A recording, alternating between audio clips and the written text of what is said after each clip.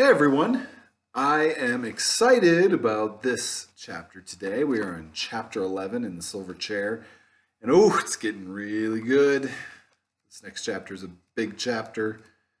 I'm really excited. I realized at the end of the last chapter, after I had recorded the video, I was using my Scarlet Pimpernel voice for the night. If you haven't read The Scarlet Pimpernel or seen the movie The Scarlet Pimpernel, you really got to get on that. I don't think it's giving too much away to say that was my best attempt at a Scarlet Pimpernel voice. If you haven't read The Scarlet Pimpernel, you really got to get on that. All right, chapter 11. We ended with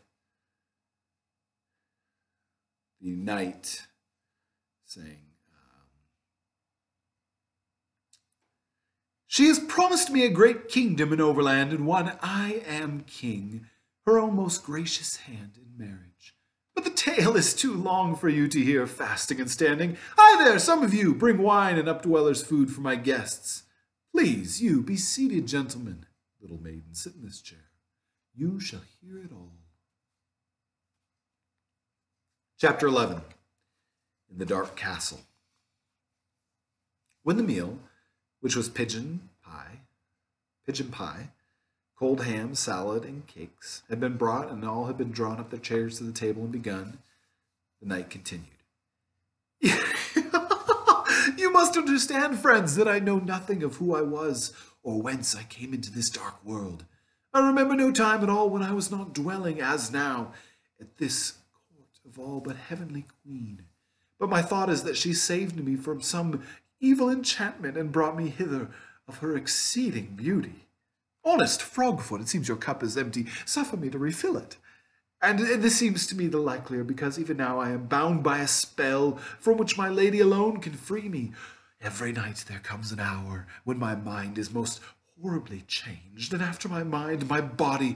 For first I become furious and wild, and would rush upon my dearest friends to kill them if I was not bound. And soon after that I turn into the likeness of a great serpent, hungry, fierce, and deadly.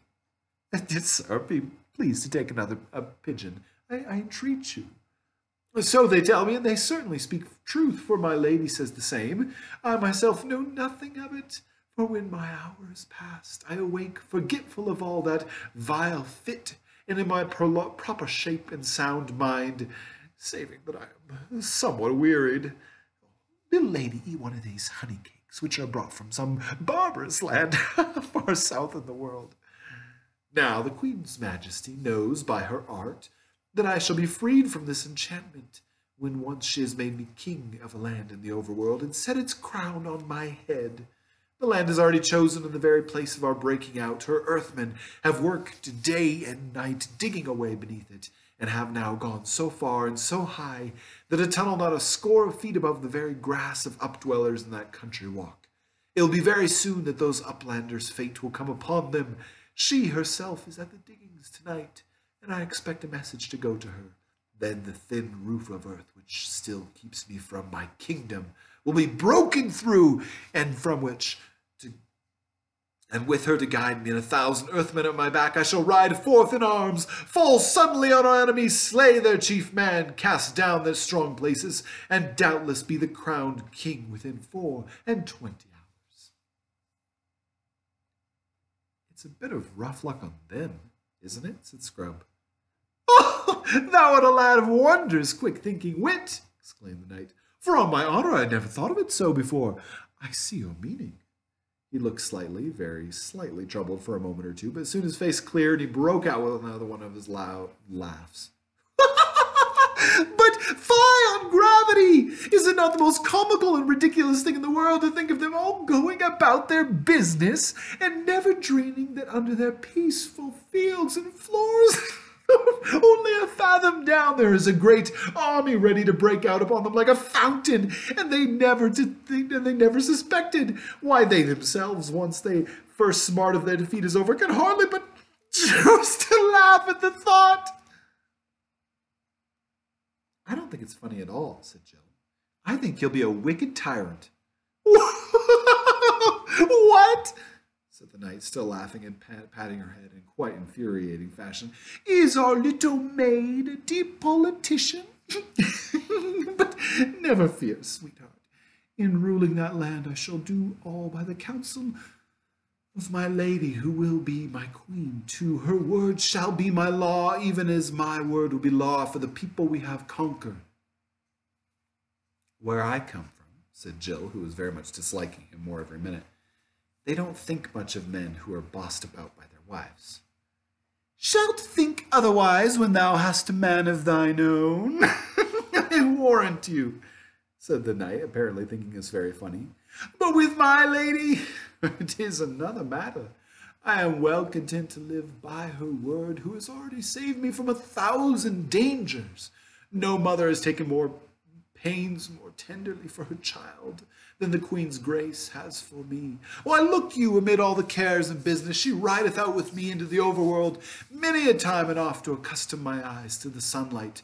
And then I must go fully armed and with a visor down, so that no man may see my face. I must speak to no one, for she has found out by art magical that this would hinder my deliverance from the grievous enchantment I lie under.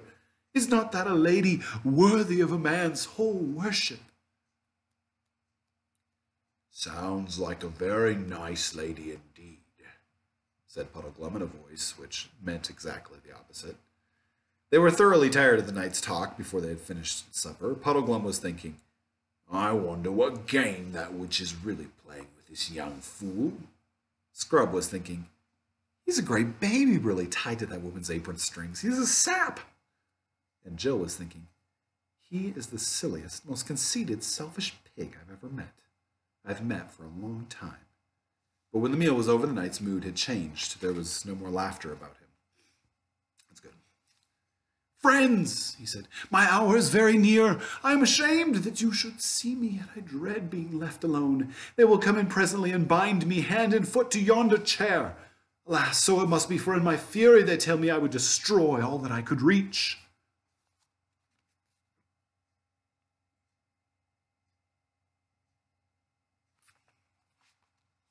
I say, said Scrub, I'm awfully sorry about your enchantment, of course, but what will those fellows do to us when they come to bind you?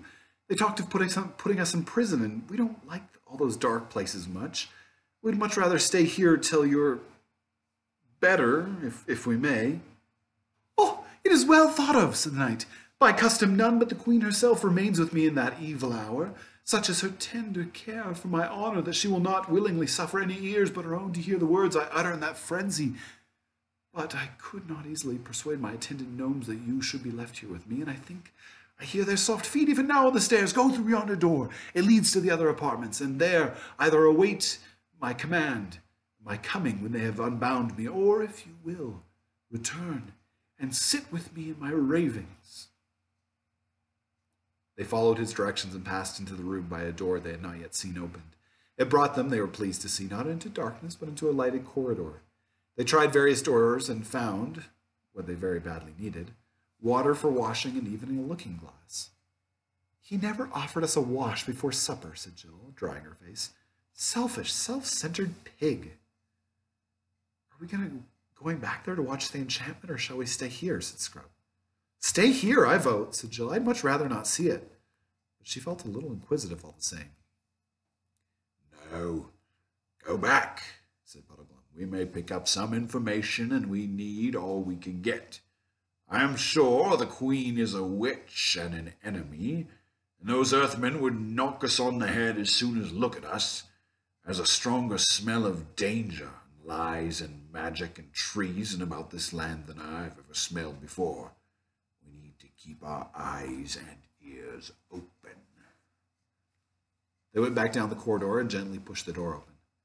It's all right, said Scrub, meaning that there were no earthmen about. They all came back into the room where they had supped. The main door was now shut, concealing the curtain which they had first entered. The knight was seated in a curious silver chair, to which he was bound by his ankles, his knees, his elbows, his wrists, and his waist. There was sweat on his forehead, and his face was filling with anguish. Come in, friends, he said again, glancing quickly up. The fit is not on me yet. Make no noise, for I was told at the prying chamberlain that you were in bed. Now, I can feel it coming. Quick, listen while I am master of myself. When the fit is upon me, it may well be that I shall beg and implore you with entreaties and threatens to loose my bonds. They say I do it. I shall call upon you by all that is most dear and dreadful, but do not listen to me. Harden your hearts and stop your ears, for while I am bound, you are safe. But if once I was to come up and out of this chair, then first would come my fury, and after that, the change, he shuddered, into a loathsome serpent. There's no fear of us loosing you, said Puddleglum. We've no wish to meet wild men or serpents either. I should think not, said Scrub and Jill together.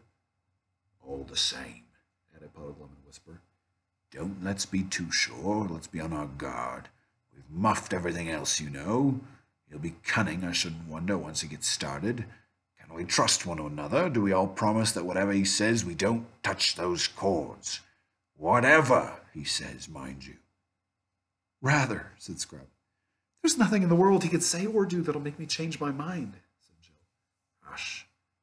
Something's happening, said Puddleglum. The knight was moaning. His face was as pale as putty, and he writhed in his bonds. And whether because she was sorry for him or for some other reason, Jill thought that he looked a nicer sort of man than he had looked before. Ah! He groaned. Enchantments! Enchantments! The heavy, tangled, cold, clammy web of evil magic buried alive, dragged down into the earth, down into the sooty blackness. How many years is it? Have I lived 10 years or 1,000 years in this pit? I get men all around me. Oh, have mercy. Let me out. Let me go back. Let me feel the wind, see the sky. There used to be a little pool. When you looked down into it, you could see the trees growing upside down and the water all green, and below them, deep, very deep, the blue sky. He had been speaking in a low voice. Now he looked up, fixed his eyes upon them, and said in a loud and clear, Quick! I am sane now! Every night I am sane. If only I could get out of this enchanted chair, it would last. I should be a man again. But every night they bind me, and so every night my chance is gone. But you are not enemies. I am not your prisoner. Quick, cut these cords. Stand fast. Steady, said Puddleglum to the two children. I beseech you to hear me, said the knight, forcing himself to speak calmly. Have they told you that I have been released from this chair? I shall kill you and become a serpent. I see by your faces that I have. It is a lie. It is at this hour that I am in my right mind. It is not the rest of the day that I am enchanted. You are not earthmen nor witches. Why should you be on their side? Of your courtesy, cut my bonds. Steady, steady, steady, said the three travelers to one another. Oh, you have hearts of stone, said the knight. Believe me, you look upon a wretch who has suffered almost more than any mortal can bear. What wrong have I ever done you, that you should side with my enemies to keep me in such miseries? And the moments are slipping past. Now you can save me. When this hour is past, I shall be a witless again, the toy lapdog, nay, more likely the pawn and tool of the most devilish sorceress that ever planned the woe of men. And this night of all nights, when she is away, you take from me a chance that may never come again. This is dreadful. I do wish we'd stayed away until this was over, said Jill. Steady, said Puddleglum. The prisoner's voice was now rising into a shriek. Let me go, I say! Give me my sword! My sword! Once I am free... Excuse me. Once I am free, I shall take revenge on Earthmen that Underland will talk of for 1,000 years! Now the frenzy is beginning, said Scrub. I hope those knots are tight. Yes, said Puddleglum. He'd have twice his natural strength if he got free now, and I'm not clever with my sword. He'd get us both, I shouldn't wonder, and then Pole on her own would be left to tackle the snake. The prisoner was now straining at his bonds so they cut into his wrists and ankles. Beware, beware. One night I did break them, but the witch was here that time. You will not have her here to help you tonight. Free me now, and I am your friend. I'm your mortal enemy else. Cunning, isn't he? Said Puddleglum. Another illustration by the great Pauline Baines. Once and for all, said the prisoner, I adjure you to set me free by all fears and loves, by the bright skies of Overland, by the great lion, by Aslan himself, I charge you. Oh, said the three travelers, as though they had been hurt. It's the sign, said Puddleglum. It was the words of the sign, said Scrub more cautiously. Oh, what are we to do, said Jill. It was a dreadful question. What had been the use of promising one another that they would not on any account set the knight free if they were now to do so the first time he happened to call upon a name that they really cared about? On the other hand, what had been the use of learning the signs if they weren't going to obey them? Yet could Aslan really have meant to unbind anyone, even a lunatic, who asked in his name? Could it be a mere accident? Or how if the Queen of Underworld knew about all the signs and had made the knight learn this name simply in order to entrap them? But then supposing this was the real sign, they had muffed 3 already, they dare not muff the 4th. Oh, if we only knew, said Jill. I think we do know, said Puddleglum. Do you mean you think everything will come right if we untie him? I don't know about that, said Puddleglum. You see, Aslan didn't tell Poll what would happen. He only told her what to do. The fellow will be the death of us once he's up, I shouldn't wonder. But that doesn't let us off from following the sign. They all stood looking at one another with bright eyes. It was a sickening moment. All right, said Jill suddenly. Let's get it over with. Goodbye, everyone. They all shook hands. The knight was screaming now. There was foam on his cheeks. Come on, Scrub, said Puddleglum. He and Scrub drew their swords and went over to the captive. In the name of Aslan, they said, and began methodically cutting the cords. The instant the prisoner was free, he crossed the room in a single bound, seized his own sword, which had been taken from him, and laid on the table and drew it. You first! He cried, and fell upon the silver chair. That must have been a good sword. The silver gave way before its edge like string, and in a moment the few twisted fragments lying on the floor were all that were left. But as the chair broke, there came a bright flash, and a sound like small thunder, and for one moment a loathsome smell. Lie there, vile engine of sorcery, he said, lest your mistress should ever use you for another victim. And then he turned and surveyed his rescuers, and the something wrong, whatever it was, had vanished from his face. What? He cried, turning to Puddleglum. Do I see before me a marshwiggle? A real, live, honest Narnian marshwiggle? Oh, so you have heard of Narnia after all, said Jill. Had I forgotten it when I was under the spell? Asked the knight. Well, that and all other bedevilments are now over. You may well believe that I know Narnia, for I am Aurelian, Prince of Narnia, and Caspian the Great King is my father. Your Royal Highness, said Puddleglum, sinking on one knee, and the children did the same. We have come hither for no other reason than to seek you. And who are you, my other deliverers? Said the prince to Scrub and Jill. We were sent by Aslan himself from beyond the world's end to seek your highness, said Scrub. I am Eustace, who sailed with him to the island of Romandu. I owe all 3 of you a greater debt than I can ever pay, said Prince Aurelian. But my father, is he yet alive? He sailed east before we left Narnia, my lord, said Puddleglum. But your highness must consider that the king is very old. It is 10 to 1 that his majesty must die on the voyage. He is old, you say. How long have I been in the power of the witch? It is more than 10 years since your highness was lost in the woods at the north side of Narnia. 10 years, said the prince, drawing his hand across his face as if to rub away the past. Yes, I believe you. For now that I am myself, I can remember that enchanted life, though while I was enchanted, I could not remember my true self. And now, fair friends, but wait, I hear their feet. Does it not sicken a man, that padding woolly tread? Oh, on the stairs. Lock that door, boy. Or stay. I have a better thought than that. I will fool these earthmen if Aslan gives me the wit. Take your cue from me. He walked to the door and flung it wide open. And we will end there for today. The next chapter is chapter 12. Have a wonderful day.